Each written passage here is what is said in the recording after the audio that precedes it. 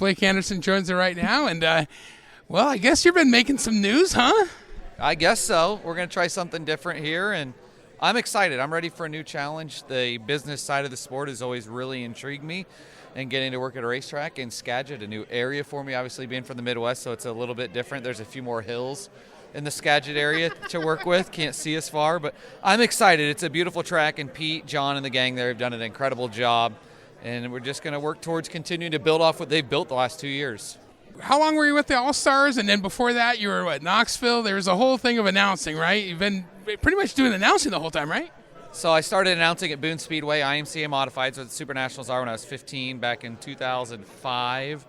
Did that for 4 years. Then my freshman year of college, I was going to the university, or I went to a community college, and then went to University of Northern Iowa, and I was announced at Knoxville with a year with the USAC in there. And then I graduated college in 2013, and I moved to Charlotte, North Carolina, and worked for the World of Outlaws, sitting in the office, just doing marketing work in the office and not really announcing. And then Tony Stewart bought the All-Stars in the winter of 2015 into the spring of 2015, I should say, like January 2015, and I started in April right after he got the series and worked for it until he sold it here just the past couple weeks. And then you put a statement out, obviously, that you decided to go in a different direction. You were offered, obviously, that job, and you just had to go in a different direction. Was there a reason behind that?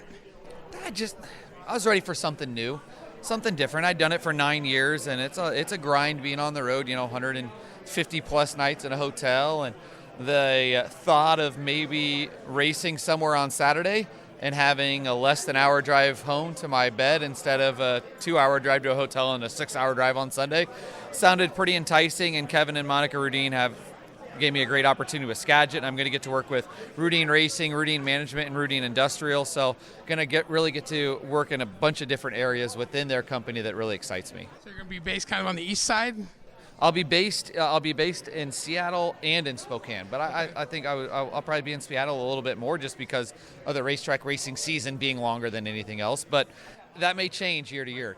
So are you kind of doing a little bit of what John, a little bit kind of fitting in the middle and just kind of getting a little bit of less of everybody? I think so. I think Kevin and I were talking, and I think that listen, everybody around us. It's kind of we got a whole group around us, huh? We got an audience. I think I'm just going to get a lot of jobs thrown at me, I think, and we're going to see where I fit best and what works best, which is exciting for me to really get to learn from Peter and John. Now, the one question I did have that I didn't really get answered is, you're going to work with Caleb, and are you going to still be able to do other things like we hear you at Gateway, Chili Bowl? Are you still going to be doing some of that stuff? I will not be announcing with Caleb, so I figure, we've got one of the best weekly announcers in the country. Okay.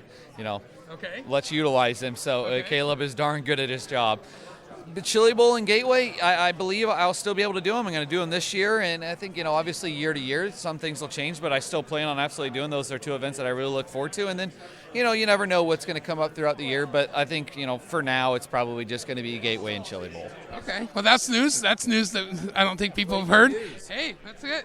And I think people had that question because when you are an announcer for so long and all of a sudden you come into somewhere where we've got someone that's been around that's also very good, and we've got two really good announcers now here, they're like, well, now what? So I think that's good, and I'm sure you'll find the microphone at Skagit Speedway sooner or later. Yeah, I'm sure I'll do something with Kayla at some point, but I don't plan to do any announcing really at all, and it's going to be a change for me, but change is good sometimes, right?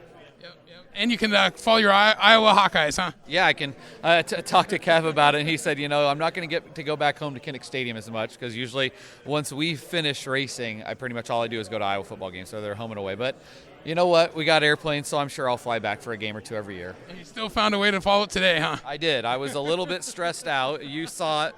Yeah, you didn't want to do an interview earlier. You said, let's wait till later. And they won, so that's good. They won, and sometimes that dictates how my mood is a little bit. But, yeah, you asked, I'm like, Shaun, it's a little close right now. I'm a little stressed out right now.